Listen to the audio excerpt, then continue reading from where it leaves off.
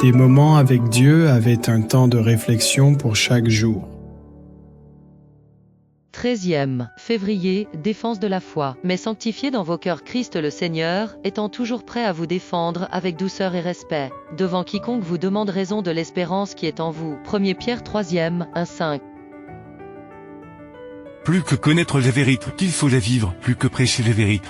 Il faut parler avec patience. Nous étions enfants lorsque nous avons assisté à des débats sur des questions religieuses. Lorsque deux hommes se disputaient dans un débat animé, affirmant que chacun détenait les vérités et que l'autre était trompé.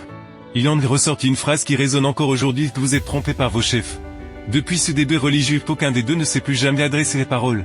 La religion était devenue une frontière qui séparait les gens, au lieu d'être une bénédiction.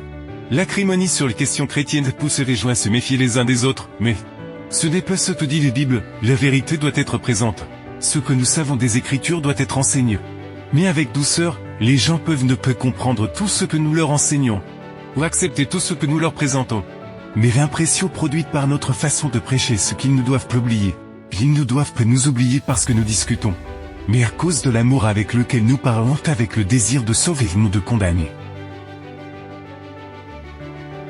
Il y a des moments où nous devons nous arrêter pour voir le salut de Dieu. Laisser Daniel et l'Apocalypse parler et dire ce qui est vrai. Mais quel que soit l'aspect du sujet présenté, exalter Jésus comme le centre de toute espérance, la racine et le rejeton de David, l'étoile brillante et matinale.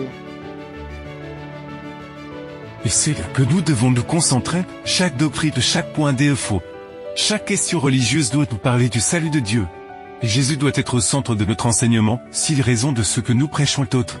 Cela ne sert à rien, que ce soit dans la présentation du sabbat de la loi de Dieu, des prophéties sur le venu du Seigneur, de l'ébèce de sa marque, des dîmes et des offrandes, de la vie chrétienne ou de tout autre enseignement. Jésus doit être au centre.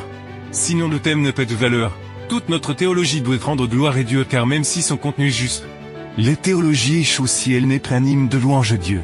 Un aveu de notre péché est une reconnaissance joyeuse de la puissance et de la grâce de Dieu. Ainsi, chaque fois que nous parlons de la Bible, ce doit être avec Dieu sanctifié dans nos cœurs.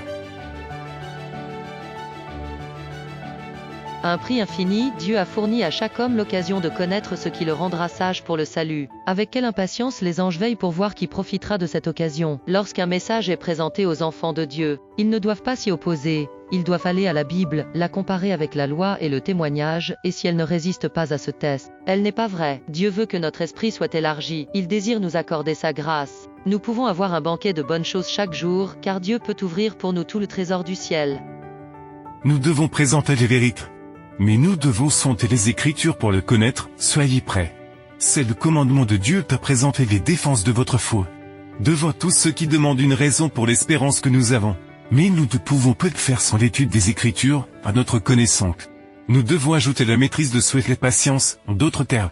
La vérité que nous connaissons et que nous professons est efficace lorsque nous les présentons avec l'amour de Dieu.